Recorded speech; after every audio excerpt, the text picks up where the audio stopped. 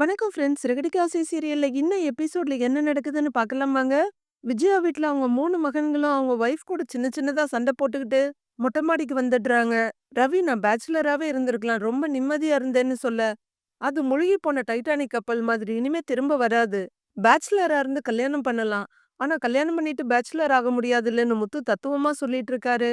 பெருசா யோசிக்கிற மனோஜ் டைவர்ஸ் பண்ணிட்டா திரும்ப பேச்சுலர் ஆகலாமேன்னு சொல்றாரு. இத கேட்ட முத்து, ரவி 2 பேரும் ஆடி போயிடுறாங்க. அவங்கவங்க பொசிஷன்ல அப்படியே ஃப்ரீஸ் ஆயிடுறாங்க. போடாங்கன்னு நாக்க ரவுடி மாரி கடிக்கிற முத்து, டேய் ரவி, இவன் பேச்சு கேட்டெல்லாம் எதுவும் யோசிச்சிடாதடா. தனியா இருந்துட்டு அப்புறம் கல்யாணம் பண்ணிட்டு வாழ்றப்ப கூட நம்ம சமாளிச்சிடலாம். ஆனா கல்யாண வாழ்க்கைக்கு பழகிட்டு மறுபடியும் தனியாள் ஆனா நூல்ல இருந்த பட்டம் மாரி அல்லாட வேண்டியதுதாங்கிறாரு முத்து. எனக்கு இந்த உலகத்துல ஒரு விஷயம் தான்டா புரியலன்னு ரவி சொல்ல, என்னன்னு கேக்குறாரு முத்து. இந்த பொண்ணுங்க பொண்ணுங்களா இருக்க வரலும் ஓகேடா. லவ்வரா இருக்கும்போது கூட பாசமா லவ்வோட இருக்காங்க. ஆனா பொண்டாட்டியா ப்ரமோட் ஆனவன ஏதோ ஹாஸ்டல் வார்டன் மாரி ஆயிடுறாங்கடா. ரூல்ஸ் எல்லாம் போட்டு சாகடிக்கிறாங்கடா அப்படின்னு ரவி ரொம்பவே வருத்தமா சொல்ல, டேய் கடவுள் பொண்ணுங்கள தான் படைக்கிறாரு. ஆம்பளைங்க தான் அவங்கள பொண்டாட்டிங்களா மாத்துறாங்க. இப்ப கடவுள கேட்டா என்ன சொல்லுவாரு தெரியுமா?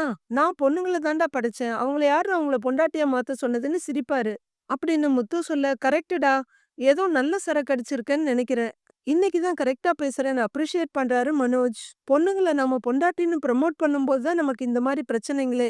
இரு அப்படின்னு எழுந்திருக்கிற மனோஜ், ரோஹிணிக்கு கால் பண்றாரு. ரோஹிணி ஃபோன் எடுத்து என்னன்னு கேட்க, கடவுள் உன்ன பொண்ணா தான் படைச்சான்.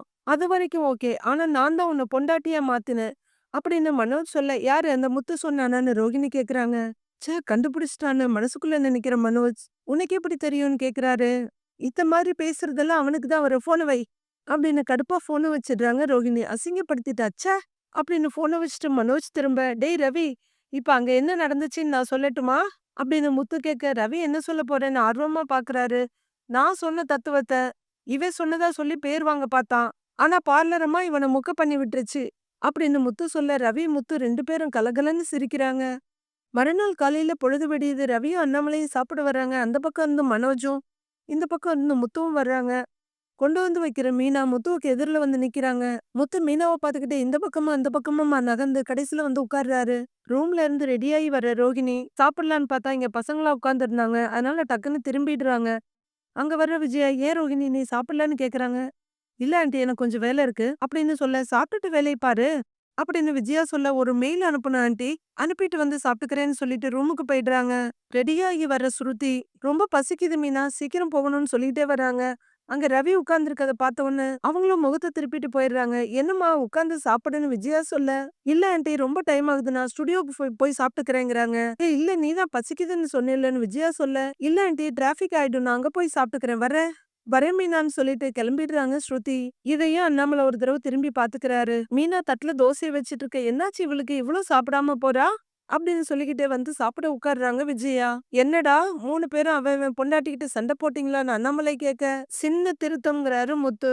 நாங்க சண்டை போடலப்பா அப்படின்னு மனோஜ் சொல்ல, அவங்க தான்ப்பா சண்டை போட்டாங்க அப்படின்னு ரவி சொல்றாரு. என்ன சண்டையா அப்படின்னு விஜயா கேட்க, இப்பெல்லாம் சண்டைலாம் எதுக்கு வருதுன்னே தெரிய மாட்டேங்குது. ஆனா புயல் மாதிரி வந்து காட்டு காட்டுன்னு காட்டிட்டு போகுது அப்படின்னு முத்து சொல்லிட்டு இருக்க, கிச்சன்ல பாத்திரத்தை உருட்டிட்டு இருக்காங்க மீனா. ஏய் ஏன் வீட்டு பாத்திரம்னு விஜயா சொல்ல, கை தவறி விழுந்துருச்சு அத்த அப்படின்னு மீனாவோட வாய்ஸ் மட்டும் வருது. பாத்தியாப்பா எப்படி பண்றான்னு அப்படின்னு முத்து அண்ணாமலை கிட்ட சொல்லுறாரு. ஸ்ருதி கூட ரொம்ப ஓவரா பண்றாப்பா அப்படின்னு ரவி சொல்லிட்டு இருக்க, கிச்சன்ல இருந்து வேகமா வந்து அண்ணாமலைக்கு சட்னியை வச்சுட்டு கடகடன்னு போயிடுறாங்க மீனா. விஜயாவும் அண்ணாமலையும் எல்லாரையும் பாத்துக்கிட்டு இருக்காங்க. வர வர ரோஹிணி என்ன பேசுறானே எனக்கு புரியல அப்படின்னு மனோஜ் சொல்ல, அப்பா என்ன நடந்துச்சுன்னா அப்படின்னு முத்து ஆரம்பிக்க, முத்து நான் இங்க சாப்பிட வந்தேன் உங்க சண்டையை கேட்க வரல அப்படின்னு அண்ணாமலை சொல்லிட, திகைச்சு போற பசங்க 3 பேரும் அப்படியே விஜயாவை பாக்குறாங்க. உங்க குடும்ப சண்டை என்கிட்ட சொல்லாதீங்கன்னு அண்ணாமலை சொல்ல, அம்மா இவர்தான் எல்லாம் ஒரே குடும்பம்னு சொல்லுவாரு, இப்ப சண்டை வந்தவன உங்க குடும்பம்னு பிரிச்சு விட்டுட்டாரு அப்படின்னு மனோஜ் அதிர்ச்சியா கேட்க, அது அப்படித்தான் அப்படிங்கிற அண்ணாமலை கேஷுவலா சாப்பிட்டுட்டு இருக்காரு. என்ன பிரச்சனைனாவது கேளுப்பா அப்படின்னு முத்து சொல்றாரு. ஆமாப்பா என் மேல தப்பு இல்ல அப்படின்னு ரவி சொல்ல, நான் கேட்டனா உங்க குடும்ப சண்டையை நீங்க தான் பாத்துக்கணும் அப்படிங்கிற அண்ணாமலை கடுப்பா எந்திரிச்சு போக 4 பேருமே அவரை திகைச்சு போய் பாக்குறாங்க. ஏங்க இங்க என்னங்க நடக்குதுன்னு விஜயா கேட்க, பார்த்தா தெரியல 3 ஜோடியும் சண்டை போட்டு முறைச்சுக்கிட்டு நிக்கிறாங்க அப்படின்னு கை கழுவிட்டு வந்த அண்ணாமலை சொல்ல, சரி அது என்னன்னு கேட்க வேண்டியது தானே அப்படின்னு விஜயா சொல்ல, எதுக்கு கேட்கணும் நான் கேட்க மாட்டேன். நீயும் எதையும் கேட்காத. அவங்க சண்டைய அவங்களே சரி பண்ணிக்கட்டும்னு சொல்லி அண்ணாமலை அங்கிருந்து போயிடுறாரு. அட! என்ன இப்படி சொல்றாரு? என்ன அப்பா இவருன்னு மனோஜ் சொல்ல, 27,00,000 தூக்கிட்டு ஓடுனேல்ல, அதே அப்பா தான். சாப்பிடுறாங்கறாரு முத்து. அம்மா நீயாவது கேளும்மான்னு மனோஜ் சொல்ல, ஏன்டா? இவரும் என்கிட்ட பேசாம போறதுக்கா? அப்புறம் இவரு மாடியில உங்க கூட நைட்ல வந்து நிப்பாரு. அதெல்லாம் ஒண்ணும் வேண்டான்னு விஜயாவும் எழுந்திருச்சுர்றாங்க. வாழ்க்கையில விஜயா முதல் முதலா செஞ்ச நல்ல காரியம். போற விஜயாவ திகைச்சு போய் மனோஜ் பாத்துட்டு இருக்க. டேய் ரவி, ராத்திரி பொண்டாட்டிட்ட மொக்க வாங்குனா, இப்ப அம்மா மொக்க பண்ணிட்டு போறாங்கன்னு முத்து சொல்லி சிரிக்கிறாரு. 2 ஜீவராசிங்களும் சிரிச்சிட்டு இருக்க கடுப்போட சாப்பிடுறாரு மனோஜ். முத்து கார கொண்டு வந்து சர்ருன்னு வீட்டு முன்னாடி நிறுத்துறாரு. ஓடி வந்து ஃப்ரண்ட் சீட்டோட அடுத்த பக்க கதவ திறந்து பாத்து இறங்குங்க, பாத்து இறங்குங்கன்னு சொல்ல, பாட்டி இறங்குறாங்க. ஏன்டா நான் கொஞ்ச நாள் ஊர் பக்கம் வரல, அதுக்குள்ள இவ்ளோ நடந்துருச்சா? ஏன்டா அண்ணாமலை கூட என்கிட்ட ஒரு வார்த்தை சொல்லவே இல்ல? அப்படின்னு பாட்டி கேட்க, பாட்டி நீ வருத்தப்படுவேன்னு அப்பா சொல்லாம இருந்திருப்பாரு. எல்லாம் இப்ப சரியாயிடுச்சு. வா பாத்துக்கலாம் வா. அப்படின்னு பாட்டிய கூட்டிட்டு போறாரு. உள்ளார வரப்ப, அப்பா அப்பா யார் வந்திருக்காங்கன்னு பாருப்பா. அப்படின்னு முத்து கத்த, யாரா வந்திருக்கா? அப்படின்னு கேட்டுக்கிட்டே வெளியே வர்ற அண்ணாமலை அம்மாவை பார்த்துட்டு, அட அம்மா அப்படின்னு பாசமாவோட அண்ணாமலை அப்படின்னு அவங்களும் ஓடி வந்து பையனை கட்டி பிடிச்சுக்கிறாங்க. எப்படிம்மா இருக்கன்னு கேட்க, எனக்கு என்னய்யா நான் நல்லா இருக்கேன் அப்படின்னு பிரிஸ்கா சொல்ற பாட்டி, நீ எப்படியா இருக்கன்னு கேக்குறாங்க. நல்லா இருக்கேம்மான்னு அண்ணாமலை சொல்லிட்டு இருக்கும்போதே ரூமை விட்டு வெளியே வர்ற விஜயா அங்க பாட்டியை பார்த்தோன்னு சடன் பிரேக் அடிச்சு நொலக்குழஞ்ச வண்டி மாதிரி நிக்கிறாங்க. அம்மாவும் பையனும் பேசிட்டு இருக்க தன்னை சரி பண்ணிக்கிற விஜயா, வாங்க அத்தை அப்படின்னு சொல்லிக்கிட்டே வர, என்ன விஜயா எப்படி இருக்கன்னு கேக்குறாங்க பாட்டி. நான் நல்லா இருக்கேன் அத்தை அப்படின்னு சொல்லிக்கிட்டே விஜயா பக்கத்துல வர, பாட்டி அப்படின்னு கூப்பிட்டுட்டு வந்து விஜயா கட்டி பிடிச்சுக்கிறாங்க பாட்டிய. நல்லா இருக்கியாடி ராசாத்தின்னு பாட்டி கேட்க மூஞ்சி சுருக்கிக்கிறாங்க விஜயா. நல்லா இருக்கேன் பாட்டி, நல்லா இருக்கீங்களா, உங்களை பார்த்தே ரொம்ப நாள் ஆச்சு அப்படின்னு மீனா சொல்ல, பாக்கலன்னா என்ன, நீதான் எனக்கு அப்பப்போ ஃபோன் பண்ணி பேசிக்கிட்டே இருக்கியே அப்படின்னு பாட்டி சொல்ல, இதெல்லாம் வேற நடக்குதான்ற மாதிரி பாக்குறாங்க விஜயா.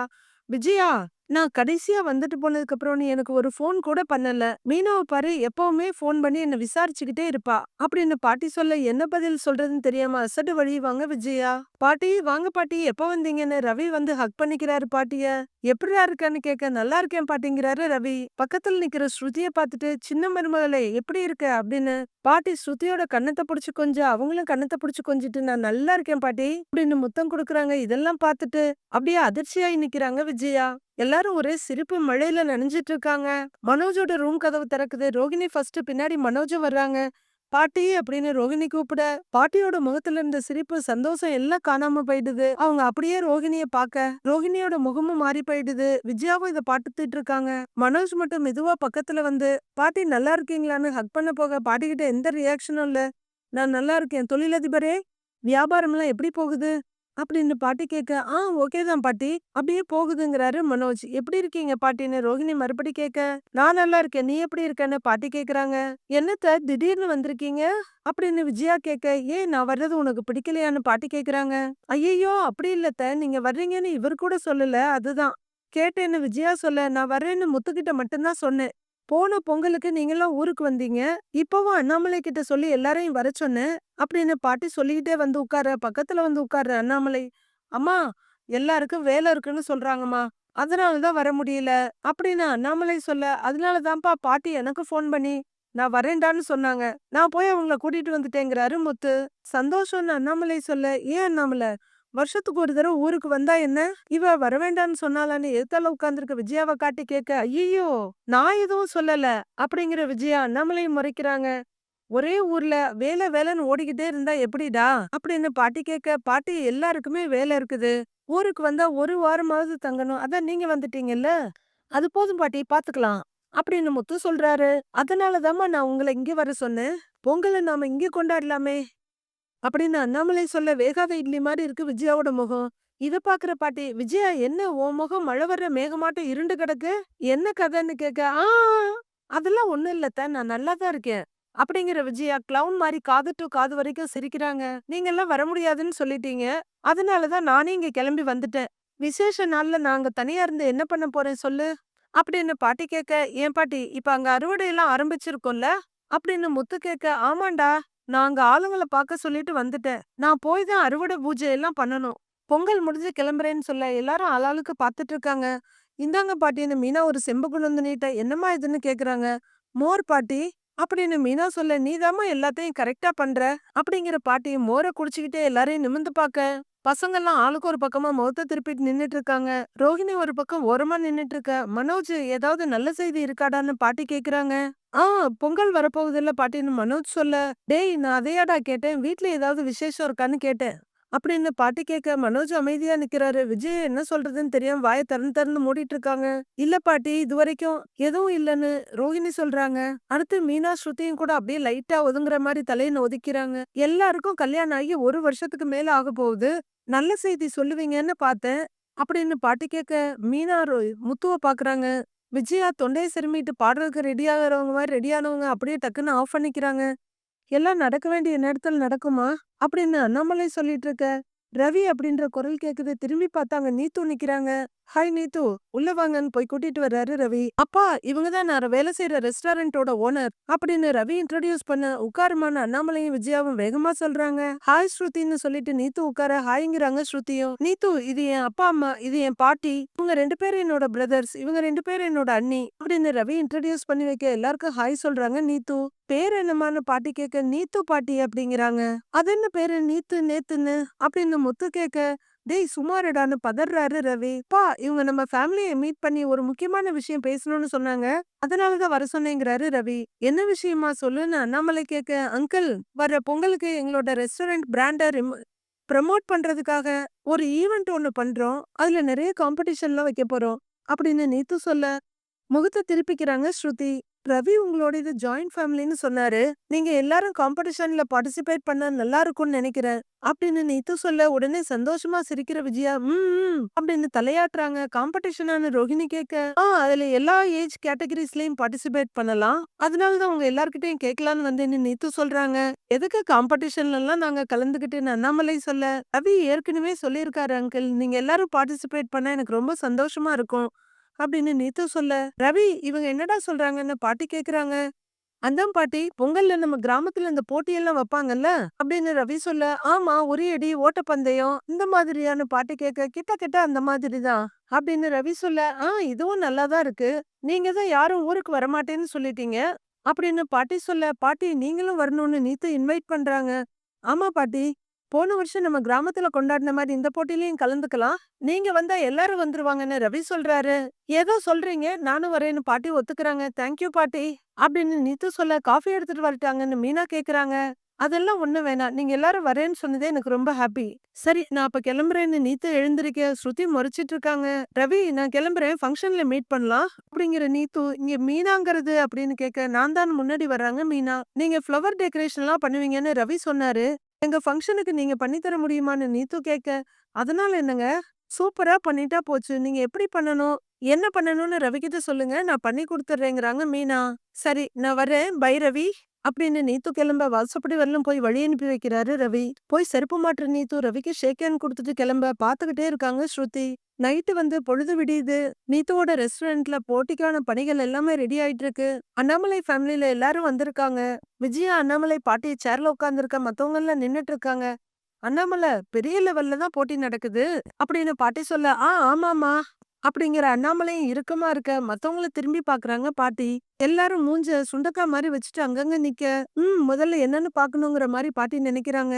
செல்வம் அவரோட ஒய்ஃபும் கூட வர்றாங்க. அவங்க வந்து முத்துக்கிட்ட வணக்கம் சொல்ல பரவாயில்ல வந்துட்டடாங்கிறாரு முத்து. அண்ணா வணக்கம் நல்லா இருக்கீங்களான்னு செல்வத்தோட ஒய்ஃப் கேட்க நல்லா இருக்கேமாங்கிறாரு முத்து. ரவியும் மத்த ஸ்டாஃப்ங்களும் விறுவிறுப்பா முன்னேற்பாடுகளை பாத்துக்கிட்டு இருக்காங்க. அப்போ அங்க வர நீத்து எல்லாரையும் வெல்கம் பண்ணிட்டு நீங்க வந்ததுல எனக்கு ரொம்ப சந்தோஷங்கிறாங்க. எங்க கிராமத்திலேயே வருஷம் வருஷம் இந்த மாதிரி போட்டியெல்லாம் நடத்துவோமா? இந்த வருஷம் இவங்க யாரும் வரல. அது ஒரு குறையாவே இருந்தது. எல்லாரையும் வர சொன்னீங்கல்ல ரொம்ப சந்தோஷமா இருக்குன்னு பாட்டி பதில் சொல்றாங்க. சுஷாந்த் இங்க அப்படின்னு சொல்லிட்டு நீத்து அங்க இருந்து போக நம்ம பார்க் பாஸ் இவங்க தான் என்னோட ஒய்ஃப்னு ஒரு லேடி இன்ட்ரோடியூஸ் பண்றாங்க மனோஜுக்கு. சிஸ்டர் இவ தான் என்னோட ஒய்ஃப் அப்படிங்கிறவரு. இவருங்க தான் மனோஜோட ஒய்ஃப்னு இன்ட்ரோடியூஸ் பண்றாங்க அவங்க ஒய்ஃபுக்கு ரோகிணிய. மொட்டை பாஸோட ஃப்ரெண்டு ரோஹிணி கூட போக மனோஜ் கிட்ட வர மொட்டை பாஸ் நான் வட்டிக்கு விடுறதெல்லாம் என் ஒய்ஃபுக்கு தெரியாது. ஐடில ஹெச்ஆரா ஒர்க் பண்றேன்னு சொல்லியிருக்கேன். போட்டு கொடுத்துறாதீங்க பாஸ் அப்படின்னு நம்ம சொல்ல உங்கள மாதிரி ஏமாத்துறவங்கள எல்லாம் நம்புறாங்க. ஆனா என்ன மாதிரி இருக்க ஆளுங்க கூட சண்டை போடுறாங்க அப்படின்னு மனோஜ் சொல்ல யாரு நீ ஏமாத்த மாட்டியா? பார்க்ல படுத்து கிடந்ததெல்லாம் மறந்துருச்சா அப்படின்னு பார்க் ஃப்ரெண்டு கேக்கு கமனரியான்னு சைகை காட்டுறாரு மனோஜ். விஜயா பக்கத்துல பார்வதியும் சுதாவும் உட்கார்ந்துருக்காங்க. என்ன விஜயா, ஹோட்டல்காரங்க கூட இந்த மாரி போட்டிலாம் நடத்துறாங்களான்னு விஜயா கிட்ட பார்வதி கேட்க, ஆமாமா. அவங்களே தான் நடத்துறாங்கன்னு விஜயா சொல்ல, எல்லாம் பிராண்ட் ப்ரமோஷனுக்காக தான். ஹோட்டல் பேரு பிரபலமாகும் இல்லன்னு சுதா சொல்ல, ஆமாமா. நெறைய போட்டிலாம் இருக்குன்னு ரவி சொன்னான். அப்படின்னு விஜயா சொல்ல, போட்டி முடிஞ்ச உடனே சாப்பிட குடுப்பாங்கல்ல? அப்படின்னு பார்வதி கேக்குறாங்க. உனக்கு உன் கவல தான். அப்படின்னு விஜயா சலிச்சிட்டு சொல்ல 3 பேரும் சிரிச்சிட்டு இருக்காங்க. மீனா, ஸ்ருதி, ரோஹிணி 3 பேரும் விக்ரதம் மாரி ஆளுக்கு ஒரு பக்கமா முகத்த திருப்பி வச்சுட்டு நிக்கிறாங்க. அதே மாதிரி தான் பாய்ஸ் 3 பேரும். அண்ணாமலை என்ன யோசிச்சுட்டு இருக்கன்னு பாட்டி கேட்க, இல்லம்மா இந்த 3 பசங்களும் அவன் அவன் பொண்டாட்டி கூட சண்டை புடிச்சிட்டு முகத்த தூக்கி வச்சுட்டு இருக்கானுங்க அப்படின்னு சொல்ல, தெரியும் தெரியுங்கிறாங்க பாட்டி. தெரியுமா எப்படின்னு அண்ணாமலை கேட்க, நான் வீட்டுக்கு வந்தப்பவே புரிஞ்சுக்கிட்டேன்டா அப்படின்னு அம்மா சொல்ல, நீங்க ஒரு ஆள் பார்வையிலேயே என்ன நினைக்கிறாங்கன்னு சொல்லிடுவீங்களே. இவங்க வேற சண்டை போட்டிருக்கிறாங்க. இந்த நேரத்துல வேற நம்ம இங்க வந்திருக்கிறோம் அப்படின்னு அண்ணாமலை சொல்ல, சண்டை இருக்கிறதுனால தான் இந்த விழாவுக்கே வரலான்னு சொன்னேன். விழா முடியும் போது சண்டை எல்லாம் சரியாயிடும் அப்படின்னு பாட்டி சொல்ல, கொஞ்சம் முகத்த தள்ளி வச்சு எப்படிம்மான்னு நம்பிக்கை இல்லாம பாக்குறாரு அண்ணாமலை. நீயே பாரு அப்படின்னு பாட்டி சொல்ல, சரி பாக்கலான்னு அண்ணாமலை நிமிர்ந்து உட்கார்றாரு. Good morning everyone. இங்க வந்திருக்க எல்லாருக்குமே ரொம்ப தேங்க்ஸ். எங்க ரெஸ்டாரண்ட் சார்பா இந்த ஈவென்ட்ஸ் நடத்துறோம். காம்படிஷன்ஸ் நடக்க போகுது. இந்த ஃபெஸ்டிவலை எல்லாரும் சேர்ந்து செலிப்ரேட் பண்ணலாம். லெட்ஸ் பிகின் அப்படின்னு நீத்து எல்லாரையும் வெல்கம் பண்ணிட்டு இன்னொரு கிட்ட மைக்க குடுக்குறாங்க. எல்லாரும் தயாரா இருக்கீங்களா? ஆரம்பிக்கலாமான்னு அந்த பொண்ணு கேட்க, ஆரம்பிக்கலாம் அப்படின்னு கோரஸா சவுண்ட் வருது. ஃபர்ஸ்ட் நடக்க போற போட்டி பெண்களுக்கானதுன்னு அந்த பொண்ணு சொல்ல, ஓ இங்கேயும் லேடிஸ் ஃபர்ஸ்ட் தானா? லேடிஸ்க்கு தாண்டா முத மரியாதை அப்படின்னு முத்து சொல்ல, கொஞ்சம் கொடுங்கன்னு மைக்க வாங்குற நீத்து, அது இல்லங்க, இதுல மனைவிங்க மட்டும்தான் கலந்துக்க போறாங்க. தண்ணி கொடுத்த தலையில வச்சுக்கிட்டு கீழே கொட்டாம அங்க இருந்து இங்க யாரு ஃபர்ஸ்ட் வர்றாங்களோ அவங்கதான் வின்னர்னு நீத்து சொல்றாங்க. அட அப்படின்னு மனு சொல்ல, வாங்கன்னு லேடிஸை இன்வைட் பண்றாங்க நீத்து. போட்டியில கலந்துக்க போற பொண்ணுங்கெல்லாம் வாங்கன்னு சொல்ல, விஜயாவோட மருகங்கள 3 பேரும், செல்வத்தோட ஒய்ஃப், மொட்டபாஸோட ஒய்ஃப்னு எல்லாரும் போறாங்க. ரோஹிணி தான் ஜெயிப்பா பாரு அப்படின்னு பார்வதிட்ட சொல்லி ஆனந்தப்பட்டுக்கிறாங்க விஜயா. ஸ்ருதியை தவிர மத்த எல்லா கேர்ள்ஸும் சாரியில இருக்காங்க. இந்த போட்டியோட விதிமுறை என்னன்னா, குடத்தை தூக்கி தலையில வச்சுக்கிட்டு இந்த கோட்ல இருந்து அவங்களுக்கு கொடுக்கப்பட்ட தூரம் வரைக்கும் தண்ணி கொஞ்சம் கூட சிந்தாம கொண்டு போய் சேர்க்கணும். அதுல யாரு முதல்ல வர்றாங்களோ அவங்க தான் வின்னர் அப்படின்னு சொல்லிட்டு இருக்க லேடிஸ் தலையில குடத்தை தூக்கி வச்சிட்டு இருக்காங்க. பார்வதி பாரு பாரு பாரு, நீ வேணா பாரு, ரோஹிணி தான் ஜெயிப்பா அப்படின்னு விஜயா சொல்ல, சம்மந்தி என் பொண்ணு தான் ஜெயிப்பா பாருங்க அப்படின்னு சுதா சொல்ல, இல்ல ரோஹிணி தான் ஜெயிப்பா அப்படின்னு 2 பேரும் மாத்தி மாத்தி பேசிட்டு இருக்க. மீனா எல்லாத்துலயும் ஜெயிச்சிருவாமா அப்படின்னு அண்ணாமலை சொல்றாரு. யார் ஜெயிக்கிறாங்கன்னு பாக்கலாம் அப்படின்னு பாட்டியும் ரொம்ப ஆர்வமா பாக்க ரெடியா இருக்காங்க. இந்த போட்டியில 5 பெண்கள் கலந்துக்க போறாங்க. யார் ஜெயிக்கிறாங்கன்னு பாக்கலாம் அப்படின்னு கம்பேரிங் பண்றவங்க சொல்ல, ரெடி ஸ்டார்ட்ங்கிறாங்க. கேர்ள்ஸ் நடக்க ஆரம்பிக்கிறாங்க. ஏய் ரோஹிணி வா வா வா வான்னு குதிரை பந்தயத்துல என்கரேஜ் பண்ற மாதிரி விஜயா பண்ணிட்டு இருக்க. மோளே சீக்கிரம் வான்னு சுதா சொல்லிட்டு இருக்காங்க. செல்வம் அவரோட ஒய்ஃப என்கரேஜ் பண்ணிட்டு இருக்காரு. மொட்டை பாஸ் அவரோட ஒய்ஃப என்கரேஜ் பண்ணிட்டு இருக்காரு. 2 ஸ்டெப் நடந்தோடனே ஸ்ருதியோட தலையில இருக்க குடம் டப்புன்னு கீழே விழுந்துருது. ஸ்ருதி சீக்கிரம் தலையில எடுத்து வை அப்படின்னு அவங்க அம்மா சொல்லிட்டு இருக்க. மேடம் நீங்க வெளியில வந்துடலாங்க மேடம்ங்கிறாங்க கம்பேரிங் பண்றவங்க. மத்த 4 பெண்களும் போட்டியில கலந்துட்டு இருக்காங்க. யாரு ஃபர்ஸ்ட் வராங்கன்னு பாக்கலாம் அப்படின்னு சொல்லிட்டு இருக்கா. ஐயோ ஸ்ருதி அப்படின்னு சுதா சொல்ல, பாத்தீங்கல்ல சம்மந்தி, நான் சொன்னேன்ல ரோஹிணி தான் ஜெயிப்பான்னு. அங்க பாருங்களேன்னு விஜயா ஆர்ப்பரிச்சிட்டு இருக்காங்க. அடுத்து செல்வத்து ஒய்ஃபோட தலையில இருக்க குடம் டொப்புன்னு விழுந்துற, ஐயோ அப்படின்னு தலையில அடிச்சுக்கிறாரு அவரு. இந்த 3 பேர்ல முதல்ல வரவங்க யாருன்னு பாப்போம்னு சொல்லிட்டு இருக்க. சீக்கிரம் சீக்கிரம் ரோஹிணி ரோஹிணின்னு கத்திக்கிட்டே இருக்காங்க விஜயாவும் பார்வதியும். 3 பேரும் அப்படியே அடிமேல் அடி எடுத்து வச்சு நடந்து வந்துட்டு இருக்காங்க. யார் ஜெயிக்க போறாங்கங்கறத நாளைக்கு தான் தெரியும் ஃப்ரெண்ட்ஸ். மீதியை நாளைக்கு பார்க்கலாம்.